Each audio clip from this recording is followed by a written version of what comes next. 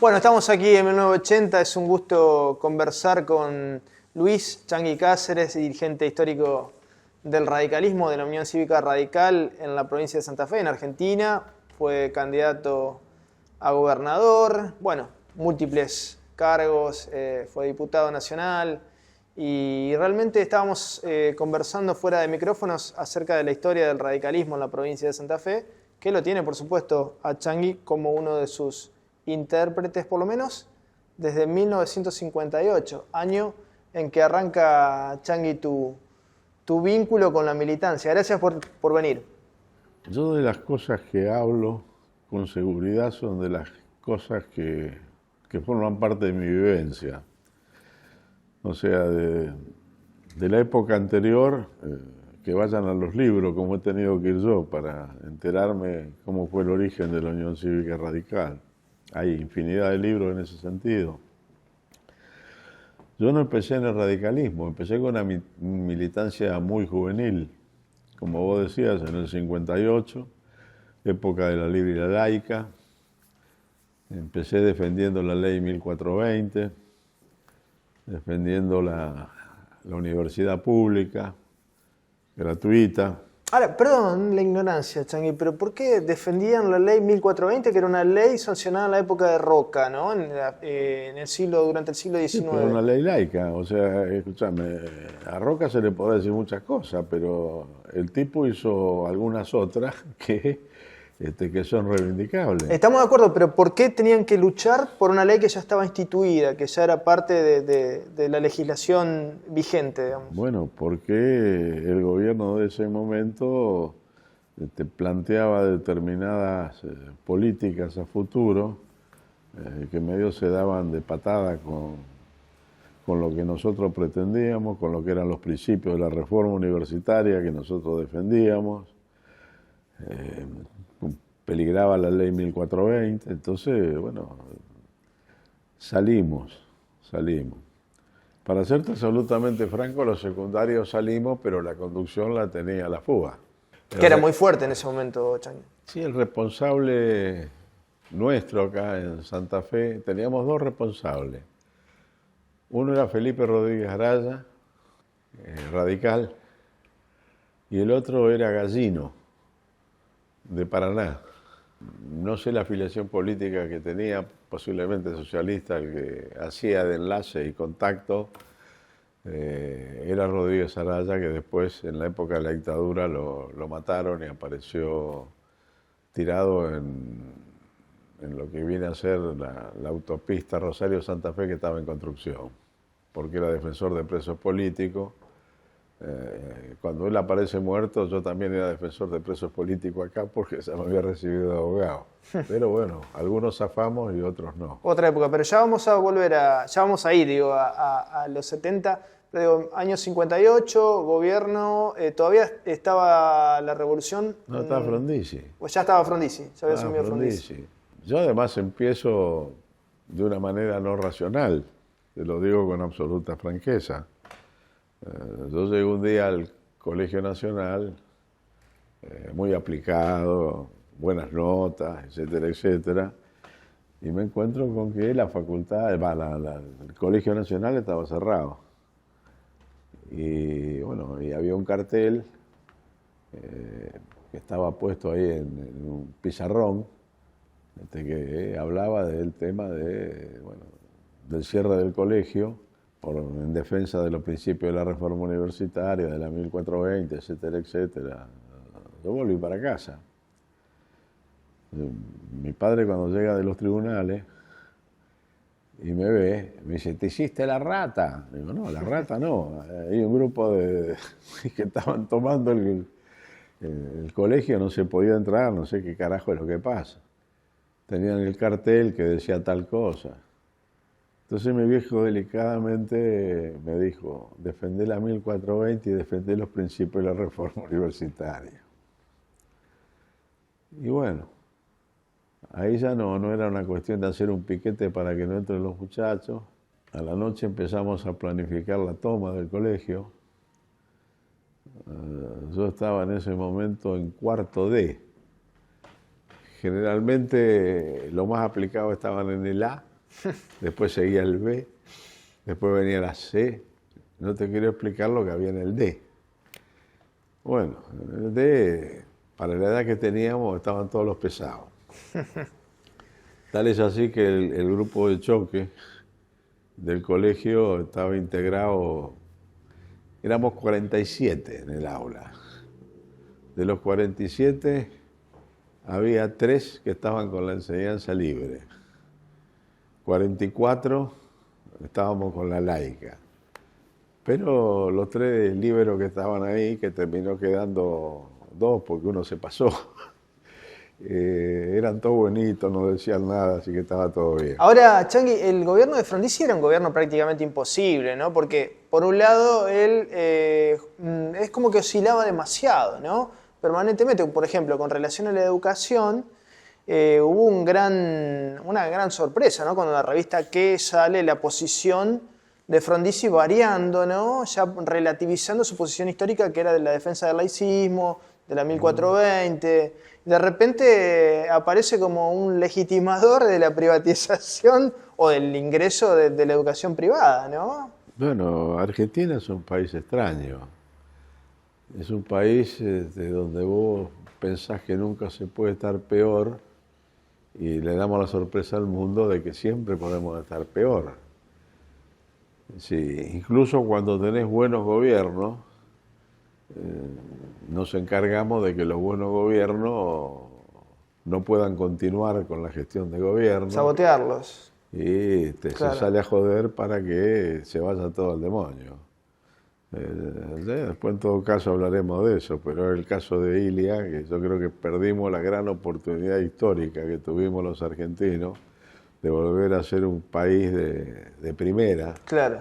Un país de magnitud peleando los primeros puestos en la escala mundial. Ya llegamos a Ilia, Chanqui. ¿Cómo digamos, se da tu tránsito de ese entonces, en la escuela secundaria, gobierno de Frondizi, hacia el radicalismo, ¿no? ¿Cómo ingresás y por qué, digamos?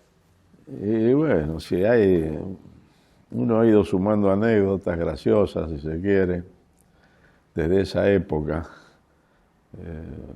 La primera toma que te decía que habíamos programado era para el Colegio Nacional, que era nuestro colegio, y éramos una torta de más de 100, habremos sido 120, 130 pibes. Y bueno, medio de la noche, era la madrugada. En el colegio habían puesto custodia policial, 2 policías. Uno que estaba sobre calle Urquiza y el otro que estaba sobre... Mendoza. No, sobre 4 Enero. La paralela, creo que es 4 Enero. 4 de enero. 4 Enero. Sí, sí. Uno ahí, el otro allá. Y nosotros avanzamos por Urquiza en medio de la noche, veníamos. Cuando estábamos a unos 100 metros del colegio, empezamos a correr gritando. Y el pobre policía que estaba ahí se pegó tal susto que salió corriendo como un gamo. Y los 100 y pico veníamos corriendo atrás. Hasta que por ahí este muchacho que llega a calle Salta y parece como que se da cuenta que era policía. Entonces se da vuelta, pela el bufo, que por suerte tenía vale goma, y tira. Yo me acuerdo que venía con una campera marrón y me la pone acá, en el medio del pecho.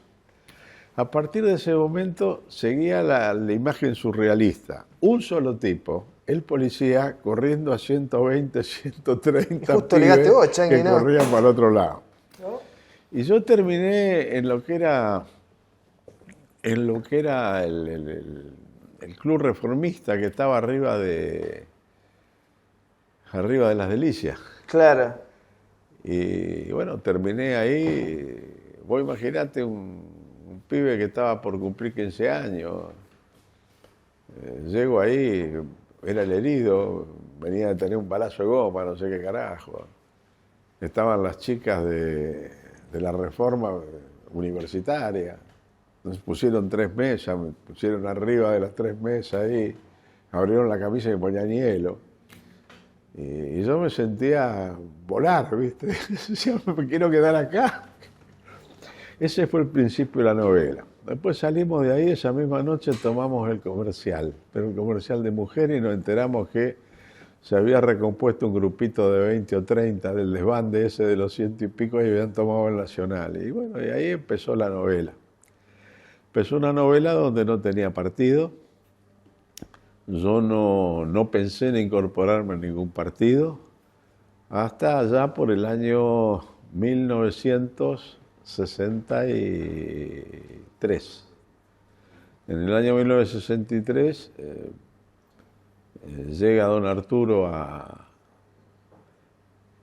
al Cine Roma, que en ese entonces existía el Cine Roma, y viene con Balbín, viene con Perete. Se Bueno, es lógico que venga Balbín porque Balbín era el líder nacional del radicalismo. Balbín era el líder nacional, presidente del partido. El partido acababa de decidir que la fórmula era Ilia Perete. Entonces lo tenías ahí para hablar, a Tesio por Santa Fe, que abría. Después lo tenías a Perete, después habló Balbín, después habló don Arturo. ¿Qué impresión, Changuila, escuchar el discurso de Ilia? Y a mí me sedujo. Una parte de la audiencia se durmió y otra parte quedamos embelesados. Tenía una profundidad en las cosas que decía don Arturo que a mí me impresionó profundamente. Porque no solo era profundo en las cosas que decía, sino que la decía de manera tal que la entendía una criatura.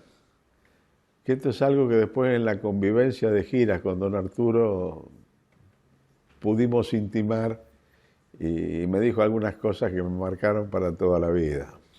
Bueno, qué importante eso, ¿no? Porque el valor de poder comunicarse, ¿no? De llegar al otro, porque si uno habla con términos complejos... Y don Arturo decía esto de hablar para que no te entiendan, pero que piensen de que vos sabes mucho, que sos inteligente, que no sé qué demonio, no sirve. Hay que hablarle a la gente y por lo tanto hay que hablarle de manera tal que se entienda, que la gente te entienda. Profundidad y sencillez. Y yo salí del Cine Roma y hice algo que mi padre no había conseguido. Mi padre era dirigente del partido. Había sido concejal 3 veces acá en Santa Fe. La 4ª vez fue electo, le entregaron la medalla como de costumbre, en algo que no se conoce, no forma parte de la historia, pero que sí forma parte de lo que pasó. Cuando a Balbín lo desaforan. Estamos hablando del gobierno de Perón, antes del... Sí. Antes del 55, digamos. No, antes. 52 antes, puede ser. Antes del 55, que ahora lo desaforan siendo presidente del partido por no estar de acuerdo y cuestionar la Bueno, estuvo preso Balbín, política. ¿No? Bueno, estuvo preso 1 año en el sur. Sí.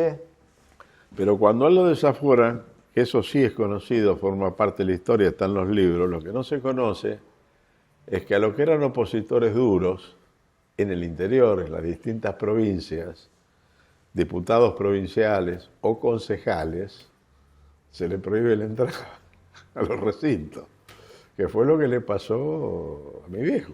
Claro. Es decir, suponte vos había ido el lunes al Consejo Deliberante. Y no podía entrar. Y el lunes la veña, cuando entró, fue el martes, y el martes una patada y afuera, no podía entrar. Y eso pasó en una cantidad de lugares. Bueno, me parece que Tulio Alperín Dongui, que es un historiador que marcó la Academia Argentina, la sigue marcando, hace referencia a esto que mencionás, cuando él refiere a esta idea de, digamos, negación recíproca de la legitimidad política, ¿no? Como signo de la época. Entonces, tanto el que ejerce el poder como el que está del otro lado están marcados en esta ida y vuelta. Esto no quiere decir que todos adhieran a la idea de Tulio Alperín Dongui, pero estaba bastante claro eso, Changi, ¿no? Por lo menos en muchos actores. Sí, en alguna medida relativa. Pero bueno, es decir, cuando yo cumplí 18, yo estaba en la facultad, yo entré a la facultad a los 16 años. Y en 2 años tenía más de media carrera hecha. Claro. Y después cuando me puse a formar agrupaciones en todo el país y armar la juventud en todo el país, etcétera, etcétera, en los 2 años en los cuales hice un poco más de la mitad de la carrera se me transformaron en 11 años. Pero bueno, salió una estructura universitaria, juvenil, que todavía conduce la fuga. Bueno, ya vamos a llegar ahí, pero digamos, hay dentro de lo que es la historia del radicalismo una huella, ¿no?, muy marcada, que es la creación de la Junta Coordinadora del Radicalismo y paralelamente, casi paralelamente, la Franja Morada, que es el brazo universitario, ¿no? Eso tiene que ver con el gobierno de Ilia, con lo que pasó durante el gobierno de Ilia. Es decir, yo ahí ya estaba afiliado, porque como te decía hace un momento, cuando volví del Cine Roma, pasé por el Comité Radical del Barrio, que estaba en calle Santiago del Estero, entre San Martín y San Jerónimo. Ajá. Era el comité donde estaba mi viejo, donde todos los días a partir de las 7 de la tarde, que salían del trabajo, de la oficina, de donde corno sea, se juntaban ahí para comentar. Eran otras épocas. Ser afiliado al partido significaba también un contacto humano, significaba que tenías un carné que mostrabas orgulloso. Claro, la identidad. Significaba que tenías que pagar una cuota para subvencionar los gastos del comité y los gastos electorales. Era otra vida. Y si vos no pagabas la cuota, cuando llegaban las elecciones internas para decidir candidaturas o las autoridades del partido, no podías votar si no te ponías al día. Yo me acuerdo que el cobrador era viejito, muy viejito, flaquito, que bueno, vivía siempre en el comité y era el que te tocaba el timbre y venía a cobrar. Y el día de las elecciones internas estaban los fiscales, estaba el padrón, el presidente de mesa. El viejito estaba sentado cerca. Claro. Entonces venía a votar fulano y decía, no, usted no puede votar porque no tiene la cuota al día. Pero si se quiere poner al día para votar, ahí está el cobrador. Ahí está la caja. Entonces, tícate. Y el partido tenía independencia, porque la independencia o la dependencia económica la marca influye. Sí. Influye. Tal cual. Yo cuando una de las presidencias mías del Comité Provincia acá, cuando quise poner una cuota que era mínima, me saltaron a la yugular, un despelote, pero bueno, eso ya era de otro. Pero hay una anécdota que me contó un historiador que militaba en el trotskismo, que me decía que un sector del trotskismo recibía fondos de Bélgica. Porque claro, ¿cómo no vas a tener una influencia, ¿no?, del que te financia? Sí, nosotros no recibíamos de ningún lado, o sea, no teníamos que rebuscar. Sí. Pero bueno, yo recuerdo que cuando volví ese día del Cine Roma y me afilié, muy botones los muchachos, había teléfono, claro que era el teléfono que vos marcabas.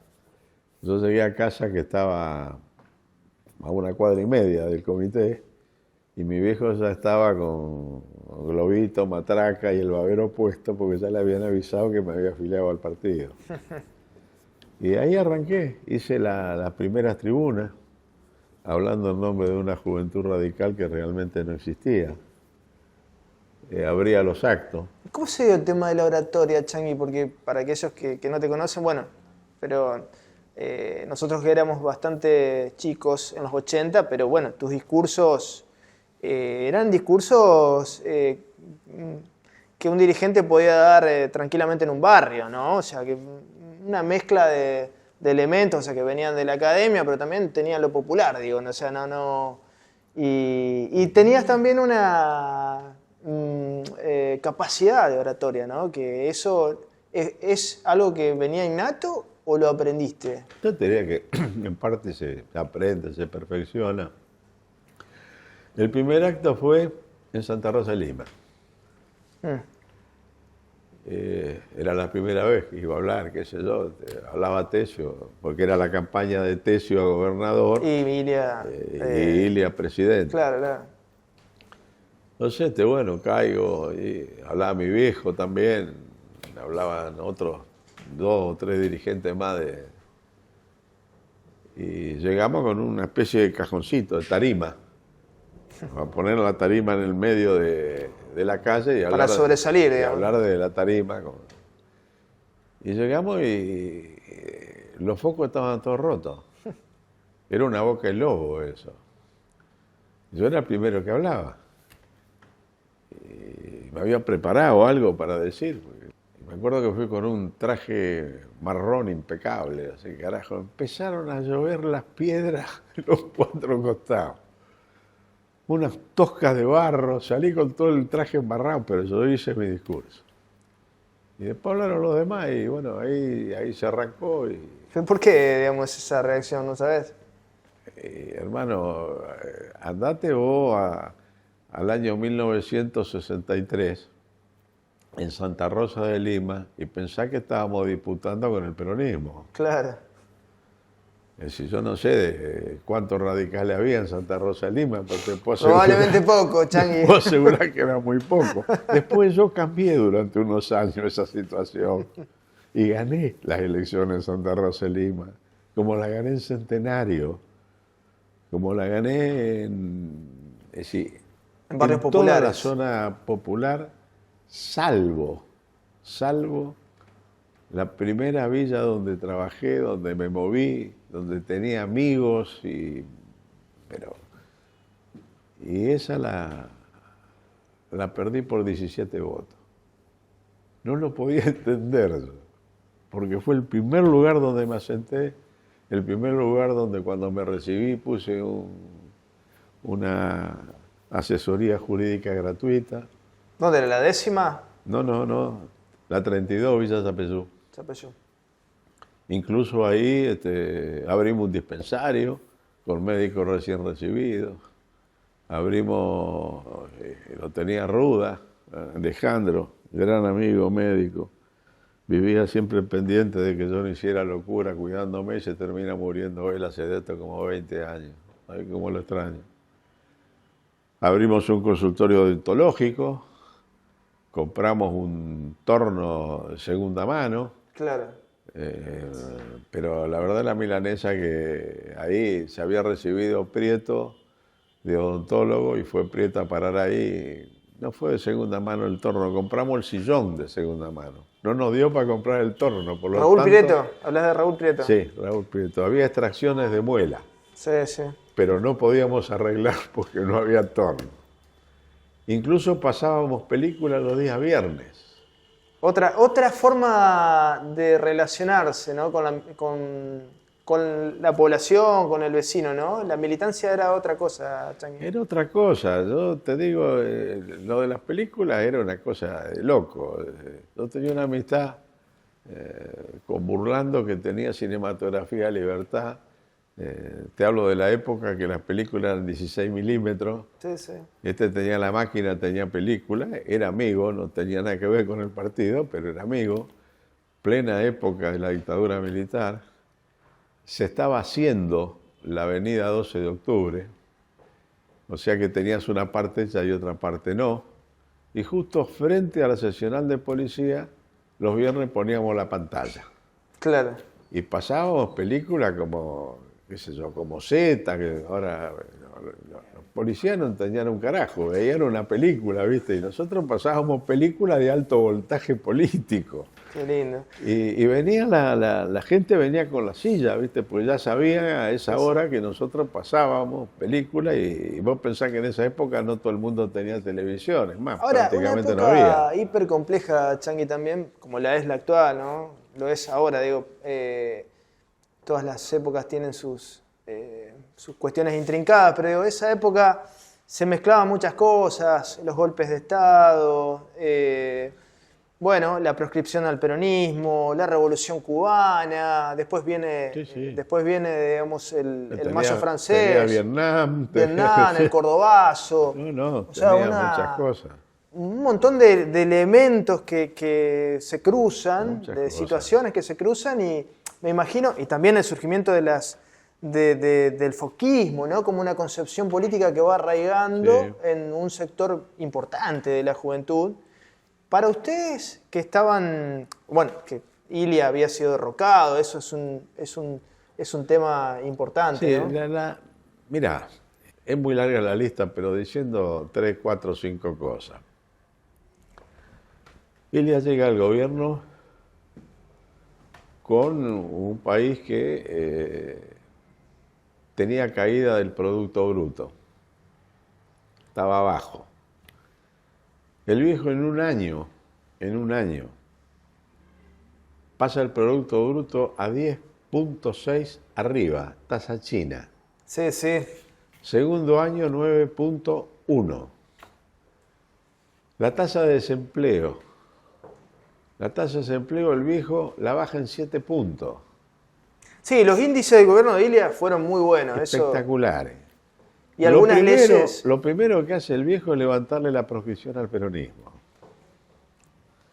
Le levanta la proscripción al peronismo. Legaliza los centros de estudiantes. Legaliza la CGT. Pone en marcha algo que había salido de la pluma de Crisólogo Larralde en la reforma constitucional, que fue el artículo 14 bis. Que los radicales se aguantaron en esa constituyente hasta poner el 14 bis y después se retiraron. Porque pone salario mínimo vital y móvil. ¿Por qué se retiran, Changuín? Y se querían retirar antes. El que lo termina de convencer de que hay que sacar el 14 bis fue Larralde, que era el que había escrito el artículo. No querían legitimar a la dictadura, digamos. Era en una época complicada. Claro. Era complicada la cosa.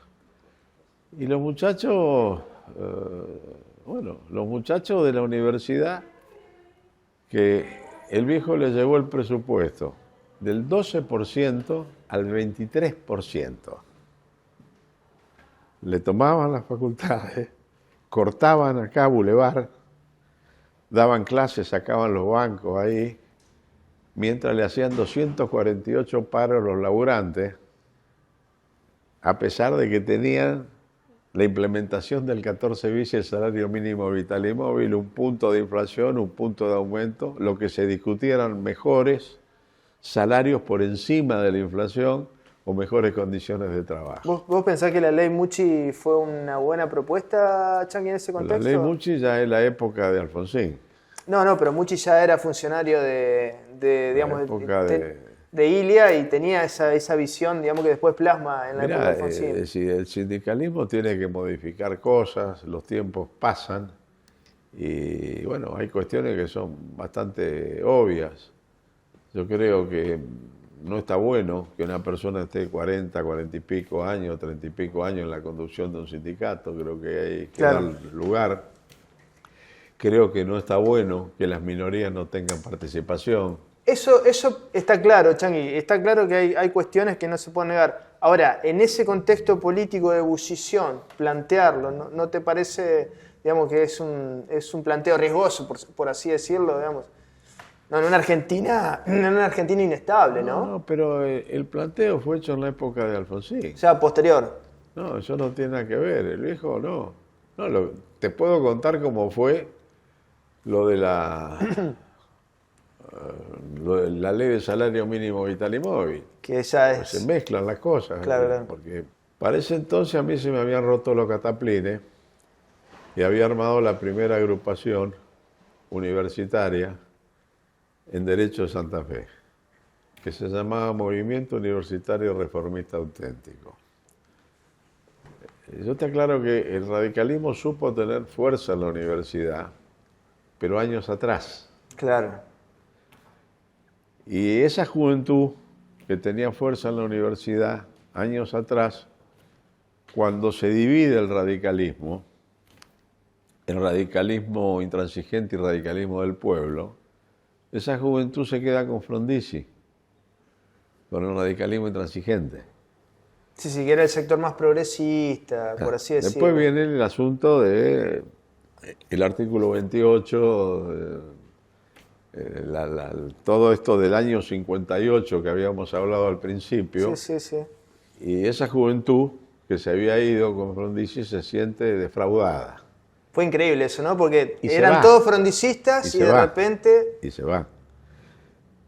Y la mayor parte de esa gente recala en una formación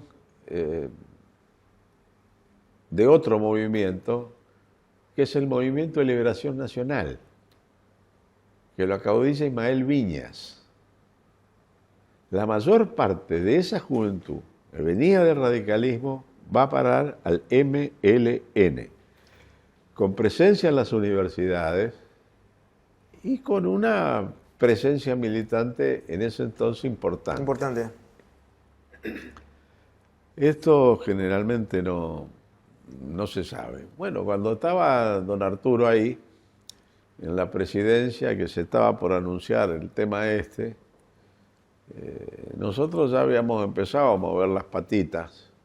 Habíamos armado el MUR acá, en Derecho, habíamos armado el MURAS en Ciencia Económica, el MURAVIC en Química, el MURAVE, que fue el último que armamos en Agronomía Veterinaria de Esperanza.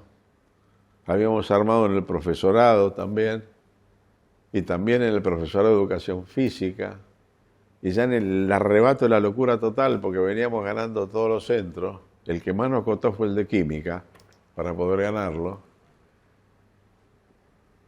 Música, que tenía 60 y pico estudiantes, también en música, y ganamos también el de música. Nos quedaba el Instituto de Cine, y el Instituto de Cine jamás lo pudimos penetrar. Eran 17 estudiantes, el padrón era de 17, 12 troscos, 5 PC. Imposible entrar en el Instituto de Cine. Pero en los otros lugares, entramos en todos los lugares. Claro. Y todos con nombres diferentes. ¿Eso en qué año, Changi, estamos hablando? Y te estoy hablando del año 1965. Claro.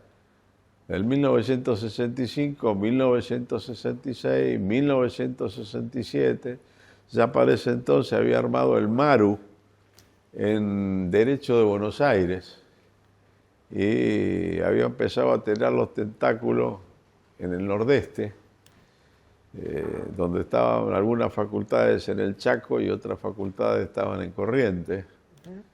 Y todas con nombre también diferente. Ahora, Changi, ¿cómo se da el tránsito de ese escenario, ¿no?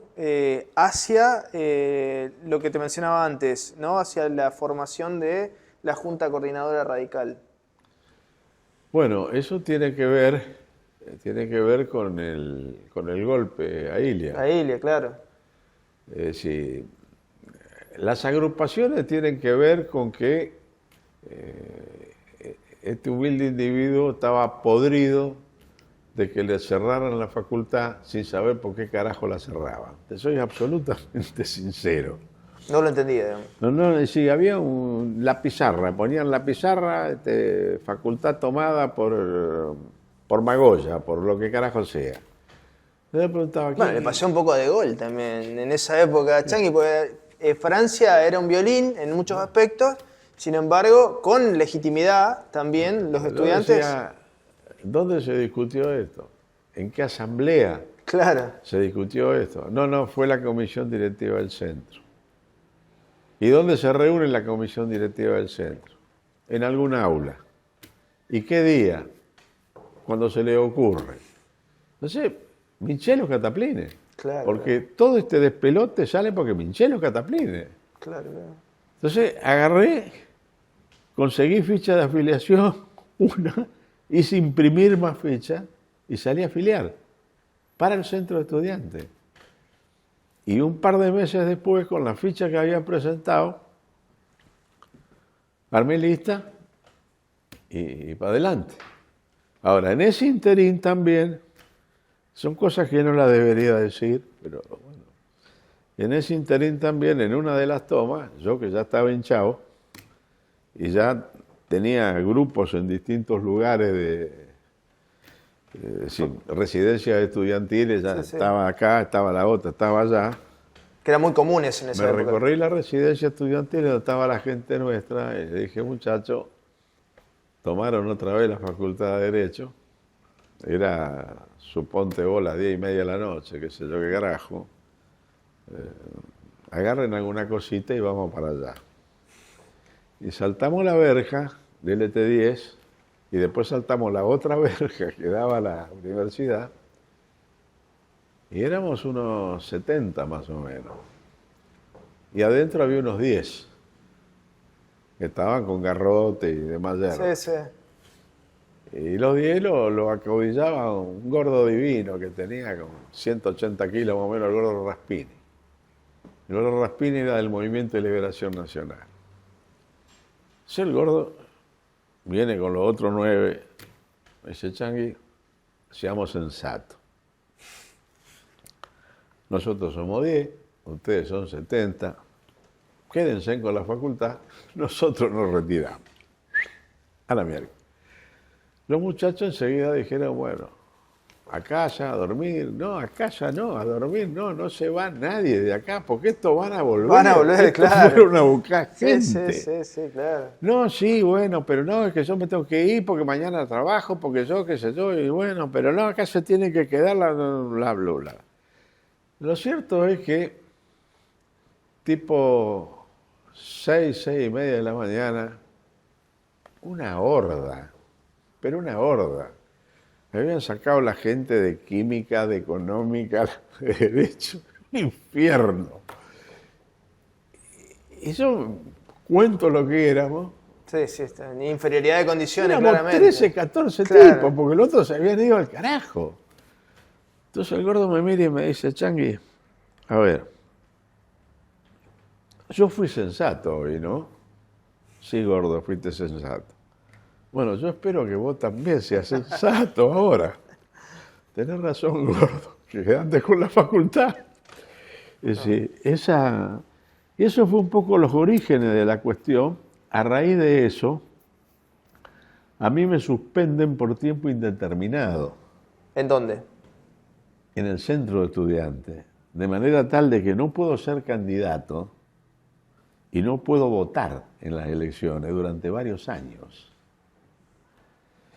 Y todas las asambleas diarias que se hacían durante época de la dictadura tenían un primer punto en el temario que era el levantamiento de la sanción mía. Estamos hablando ya en la época de Onganía, ¿no? Y la perdíamos, hasta que un día la ganamos. Pero bueno, en esa elección, la primera elección del centro, era una elección para consejero estudiantil. Claro. Y nosotros lo llevamos al Mono López, de Concordia, que después fue senador nacional por Entre Ríos, que fue presidente del partido en Entre Ríos. Nos llevamos al Mono. Y se juntaron todas las agrupaciones. Todas. Las dos agrupaciones troscas, los chinos, el pedazo del peronismo que tenía una agrupación adentro, lo del CIN, que eran los que tenían hasta ese momento el control, que era la gente de Abelardo Ramos. El flaco Giubergia era el que representaba el CIN. El Partido Socialista de la Izquierda Nacional. De la Izquierda Nacional. Y nos terminaron ganando. Pero nos ganaron por 17 votos. Y 30 días después se hacía la elección de autoridad del centro. Y con la elección de la autoridad del centro no se pusieron de acuerdo todas esas agrupaciones y fueron separadas. Y los hicimos pelota. Eran medio troscos. Yo no podía ser el candidato, o sea, me habían bajado de candidato porque estaba suspendido por lo que llamaban la contratoma. Y entonces fue un amigo que era mi compañero de estudio en ese momento, creo que estábamos estudiando civil, Eduardo Rodrigo, que fue el primer presidente del Centro de Estudiantes de Derecho Radical de las últimas décadas. Porque como yo te decía, el radicalismo había tenido, pero en el pasado. Después se habían ido. Y bueno, y ahí empezamos a armar de vuelta. Y era toda una mezcla, porque éramos el sector universitario, pero también éramos la juventud. Hasta que se empiezan a acelerar los tiempos. Había una juventud radical que había formado Balbín, que se llamaba Agitación y Lucha. Era un grupo de muchachos, hay que entender en esto el radicalismo. El radicalismo siempre tuvo líneas internas. Sí, sí, por supuesto. Balbín era verde, era de intransigencia. Pero vos tenías el unionismo, que era Zabal Ortiz, que eran los blancos, que tenían el control de Capital Federal. Balbín controlaba el partido en la provincia de Buenos Aires. Zabal Ortiz con los blancos controlaba el partido en Capital. Y después, bueno, tenías ambas líneas desparramadas en las otras ¿Aquí en Santa provincias. Y acá en Santa Fe, por ejemplo, Miroplá era verde, era balbinista. Pero tenías, lo controlaba el unionismo acá. Sí, sí, también Entre Ríos me parece, ¿no? Estaba Busaniche. Claro. En esa época, y con Busaniche estaba el Chivo Silva, estaba Carlito Espina, etcétera, etcétera. Sí, sí. Después todos pasamos a formar Renovación y Cambio, pero eso es más adelante. Claro. Y en Córdoba estaba Sabatini, ¿no? En Córdoba estaba Sabatini, que era otra otra línea, cosa. otra línea. Mi viejo era sabatinista, pero nunca pudo terminar de armar la línea sabatinista acá. Nunca la pudo terminar de armar. Pero bueno, la cosa es que Balbín hacía actos en Capital Federal. Y en los actos de Capital Federal no tenía barra. Entonces arma un grupo juvenil. No eran muchos, eran 60, 70 muchachos. Pero eran los que iban Balbín y lucharemos hasta el fin. Cuando sale Ilia presidente, cuando sobre el final más o menos sale lo del salario mínimo vital y móvil, los muchachos de Agitación y Lucha le van a plantear a don Arturo, pues don Arturo nunca hacía publicidad de nada, era un tipo más austero que el demonio, de un corno. Entonces los muchachos van y dicen, pero don Arturo, esto es panacea para el movimiento obrero. Esto no puede ser que salga en la orden del día. Es decir, esto da para que se junte el pueblo en la plaza y usted hable de los balcones. No, pero vos sabés que nosotros somos humildes. No, pero don Arturo. Y lo convencen a don Arturo. Y le da el ok. Los muchachos de Agitación y Lucha habían dicho, nosotros tenemos contacto con la CGT, vamos a hablar con la CGT. Hablan con la CGT. Y la CGT decide la movilización, impulsada por los pibes que habían conseguido la autorización de don Arturo. 24 horas antes de la movilización, don Arturo los llama a la Casa de Gobierno. Te estoy hablando de gente que por ahí quedó en el partido, que después, con el correr del tiempo, se fue al peronismo, se fue a otros partidos. Bueno, era un tránsito común en esa época. Es decir, el que acaudillaba Agitación y Lucha en ese entonces era el Flaco Suárez, que murió de cáncer hace 4 o 5 años atrás, que tuvo bastante incidencia en el peronismo. Lo llama el viejo y le dice, tengo información de los servicios, que va a haber desmanes, porque va a haber infiltrados y que va a haber muertos. Tienen que levantar el acto. Y los chicos le dicen, pero don Arturo, nosotros tenemos llegada a la CGT como para haberle planteado esto, pero nosotros no tenemos ningún poder como para poder levantar un acto que está convocado públicamente por la CGT para mañana. Claro. No existe, no tenemos forma. No, ustedes tienen que levantar el acto porque va a haber muerto, qué sé yo. Los chicos le dicen, no solo no lo podemos levantar, sino que nosotros vamos a ir a la plaza. Y vamos a llevar las banderas y qué sé yo qué carajo. y le tiraron un muerto al viejo. La información no era errónea, le tiraron un muerto. Entonces lo expulsan a todos los muchachos De radicalismo. de agitación y lucha, Claro. lo expulsan del partido. Y viene el golpe después. Cuando viene el golpe yo ya tenía una cantidad de agrupaciones acá, en Chaco, en Corrientes, en Tucumán, incluso en Capital Federal, con algún contacto en La Plata, porque llegué tarde.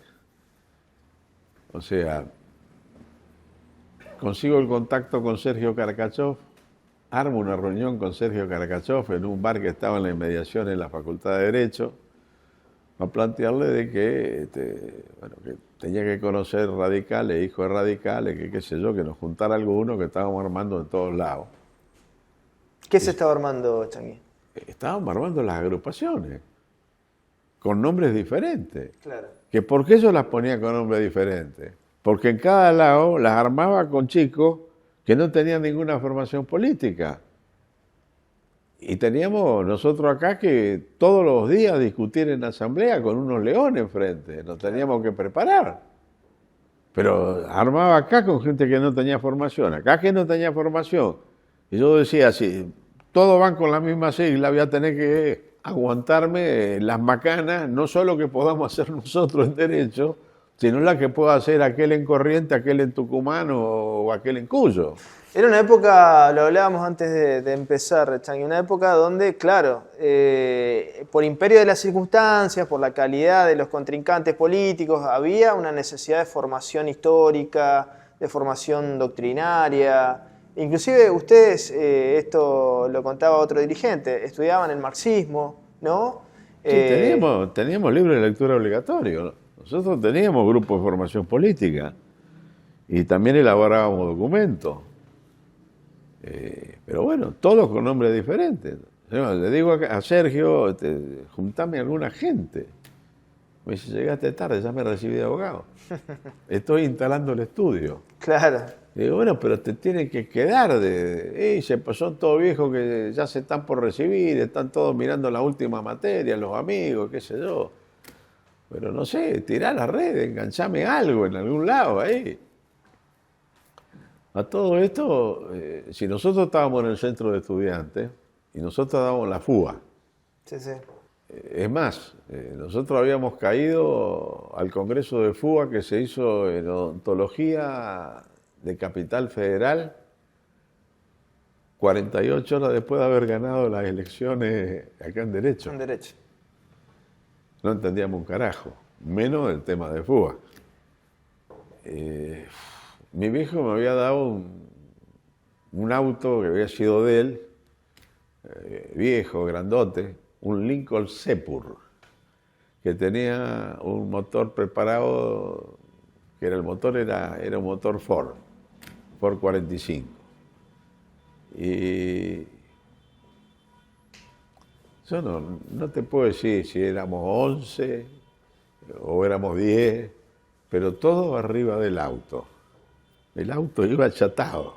Está bien, era un auto viejo, sí, enorme. tipo lancha, esos autos, sí, autos grandes. Los asientos delanteros Sí. no estaban separados, los de atrás tampoco.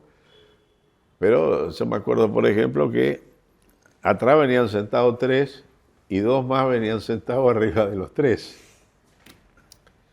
Y bueno, y veníamos 3 adelante y uno que era un despiole. Y llegamos a Capital Federal, al Congreso de la Fuga. Cuando llegamos a Capital Federal, de tan pesado que venía el auto que en algún bache golpeaba, se cayó el caño de escape. Entonces tuvimos que salir ahí para ver si poníamos el caño de escape y lo atamos con un alambre, qué sé yo. Y después hicimos 10 cuadras y se nos volvió a caer. Y ya no paramos más. Entonces iba el caño de escape atado con el alambre al auto. Parecíamos, viste, los autos esos de cuando van los novios, que le atan las latas atrás. Claro. Y llegamos al Congreso de Fuga, con todos nuestros delegados titulares.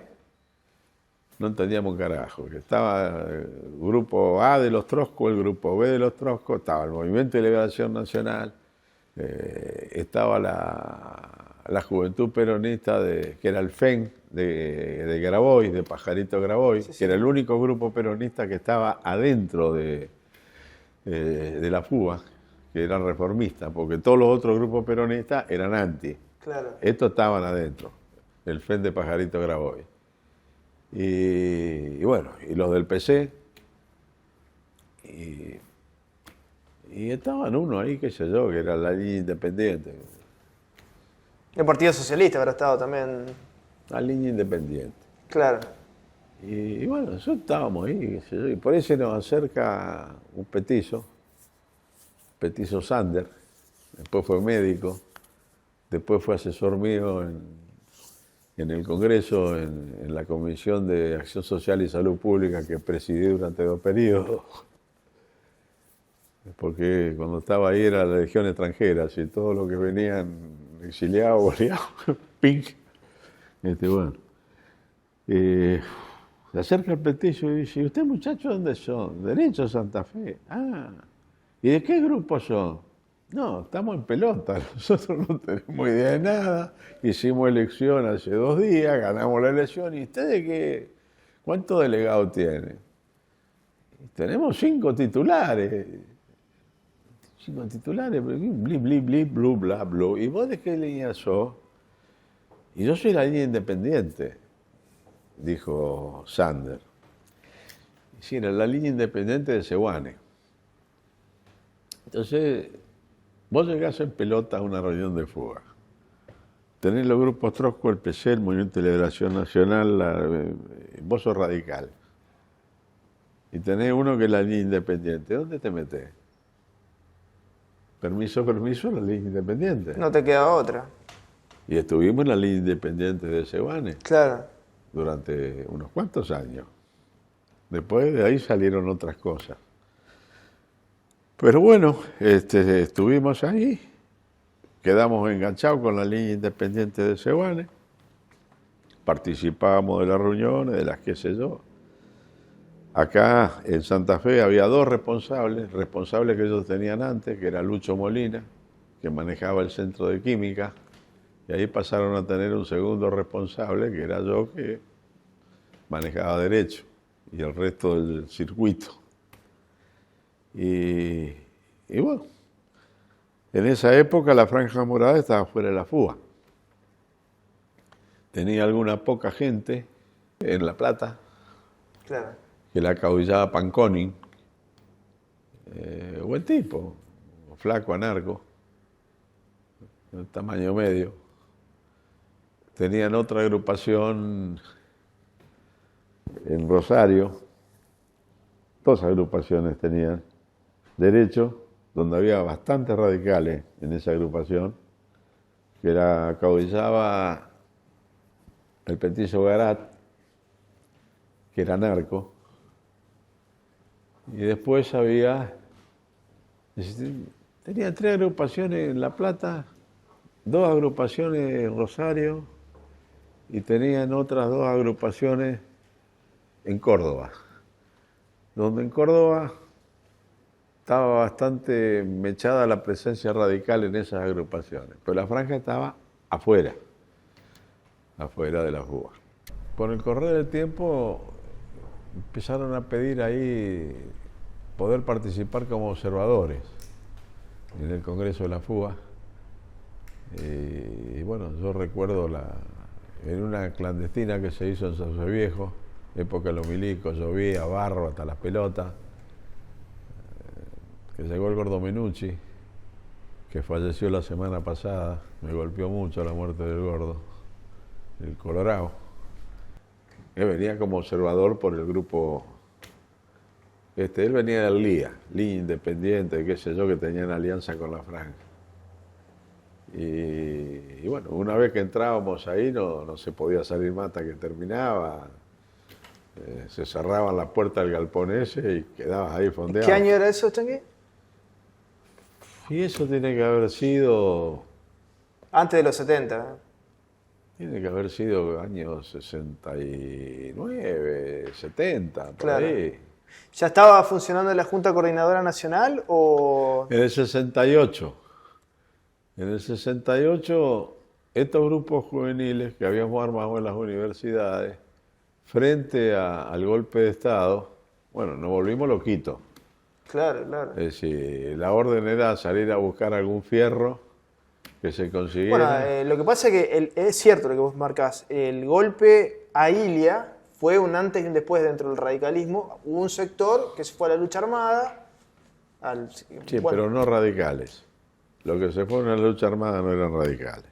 bueno, estaba el hijo de Urteaga, ¿no? Bueno, de familia De radical. familia radical. Filo De- radical, vamos a De decir. familia radical Filo hubo radical. varios, Sí, sí. pero radicales no. Claro. Nuestro, No, pero No se más fue allá de la ninguno. afiliación partidaria, Changi, lo que quiero decir es que el golpe a Ilia marca una época. marca, sí. Y un sector se va hacia la lucha armada porque descree la institucionalidad y otro sector sigue. Bueno, nosotros queríamos fierro en ese momento para defenderlo al viejo. Claro, Y salimos a buscar plata para poder pagarlo algunos pasajes en colectivo para ir a defenderlo al viejo. Habremos juntado guita para pagar 2 pasajes y no conseguimos ni un matagato y ya el viejo no estaba más. claro, claro. Y acá no podíamos defenderlo a Tesio porque cuando fue el golpe de Estado, Tesio no estaba en Santa Fe. Mm.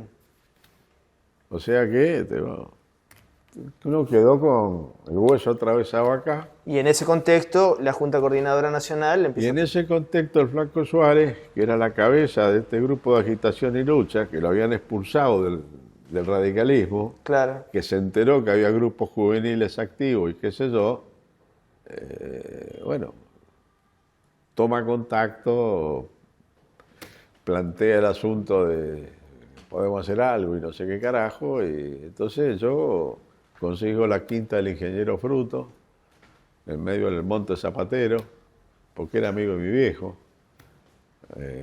Había militado en el radicalismo en la misma seccional que papá, la seccional tercera, y entonces se la presta a mi viejo a la quinta, y caemos una horda ahí, de distintas provincias, que de Santiago del Estero, que de Salta, que de Capital, que de Provincia de Buenos Aires, por supuesto de Entre Ríos, la mayoría eran de Entre Ríos, a mí me Claro. daba vergüenza, porque todos militaban acá y todos formaban parte de las agrupaciones nuestras, pero la mayoría era de Entre Ríos, de Santa Fe éramos mucho menos.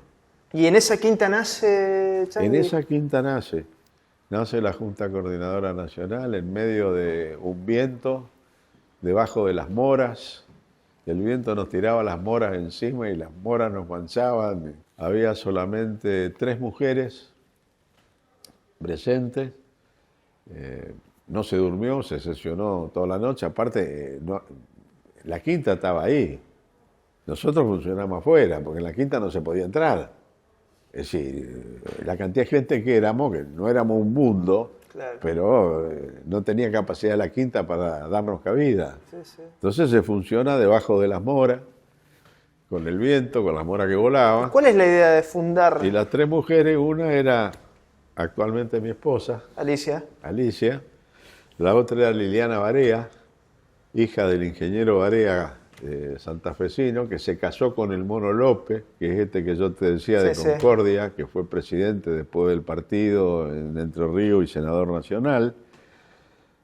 Y la tercera era María del Carmen Banzas, que después fue la esposa de Leopoldo Moró. En ese entonces era la novia. Las 3 mujeres se encargaban de la comida y nosotros del piripipí. El primer día, porque el segundo día no vino, estuvieron 2 de los Ilia, Martín, que ya falleció, y Leandro, 2 de los hijos. Sí, sí. Y del Chaco, un chiquito de 15 años que me lo había mandado León, que dijo, yo te voy a mandar la delegación, Changue, pero lo llamé por teléfono, ¿no? Qué sé yo. Te voy a mandar una delegación de juventud. Y cayó este que tenía 15 años, Juan de Lou, que es mi coequiper todavía vivo, con el cual recorremos el país. Y nos dejamos de ver durante 30 años más o menos y nos encontramos en una convención nacional del partido mientras volaban las sillas, estaban las gradas, y me decía, Changi, soy yo. Y yo trataba de hacer el identikit, porque viste que pasan los años, tenés más pelo, menos pelo, que blanco, que negro, que qué sé yo, tenés más kilos, menos kilos. Changi, tenemos en este momento que cerrar la nota para continuarla en otro momento, porque la historia es larga, evidentemente. Yo te diría lo siguiente, era una época donde nosotros éramos Juventud Radical, Junta Coordinadora Nacional, Sí. éramos Franja Morada, porque le habíamos escamoteado la sigla a los anarcos, en un congreso que hicieron en el sótano de la librería, de la Biblioteca Anarquista de Rosario. Hacían las reuniones en el sótano y nosotros le metimos ahí, estos eran 6 o 7 agrupaciones, le metimos 17 agrupaciones desconocidas, no las radicales que sabían todo que éramos radicales. Le metimos de Corrientes, le metimos de Cuyo, le metimos del Noroeste y unos duques, lo dejaron entrar y una vez que entraron les coparon la asamblea. A los 5 minutos ya la conducción era radical y al día siguiente todas las agrupaciones radicales entramos. Claro. Y a partir de ahí la franja pasó a ser el brazo universitario del radicalismo. Pero te decía, éramos juventud. ¿Eran Junta Coordinadora? Éramos Junta Coordinadora. Ya para esa altura éramos Renovación y Cambio. Éramos la CGT de los argentinos. Claro, con Ongaro. Escipione, por el cual entramos, se murió. Seguimos con Ongaro. Ongaro cayó preso, etcétera, etcétera. Sí. Seguimos y nos quedamos con Tosco. Y fuimos tosquistas hasta el día de hoy, sigo siendo tosquista. Entonces, según la reunión a donde íbamos, no teníamos que poner la camiseta, pero éramos los mismos. Porque Tosco tenía un enorme poder de movilización en Córdoba. La CGT de los argentinos podía mover, aparte de Córdoba, a alguna gente en capital. Pero en el interior, los sindicatos que eran de la CGT de los argentinos eran débiles, no tenían poder de movilización. Claro. Te los puedo enumerar. Panadero. Sí, Madera, sindicatos chicos. Fraternidad. Y Sanidad y Gráfico. Donde estaba el gringo Giaconici, que era la cabeza acá. Pero el poder de movilización, la carne en cañón la poníamos nosotros. Claro, ¿no? Por eso participábamos de las reuniones y de las planificaciones. Sí. Yo no estuve en el Cordobazo porque estaba en el exterior. Estaba en una reunión de la IUCI, era la Juventud Internacional Socialdemócrata, cuya conducción estuve unos cuantos años. Pero me volví, cuando fue lo del Cordobazo, automáticamente rajé para acá, estuve en el Viborazo, casi me limpian ahí, y bueno, y una sucesión de anécdotas que a partir de ese entonces siguen hasta el día de la fecha. Changi. Punto. Por ahora, por ahora. Te proponemos retomarla en otro momento porque hay muchas reflexiones por hacer, porque los inicios de los 70 son muy ricos, se cruzan muchas cosas.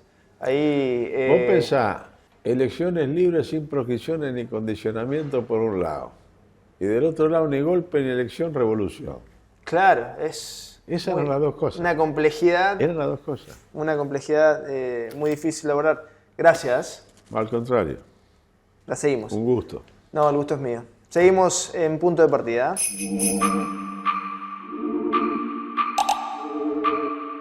Pedí tu préstamo personal para lo que vos quieras. Solicítalo por Home Banking, app o en nuestras sucursales. Te damos hasta 30 millones de pesos y devolvelo en hasta 60 meses. Banco Santa Fe. Acá, para vos. Cuando el agua pasa, hay vida. Hay relax. Hay progreso. Hidroplast, redes e instalaciones domiciliarias e industriales, sistemas de riego, bombas y artículos para piscinas. Si es agua, pasa por Hidroplast. Francia 3020, Blas Parera 6498.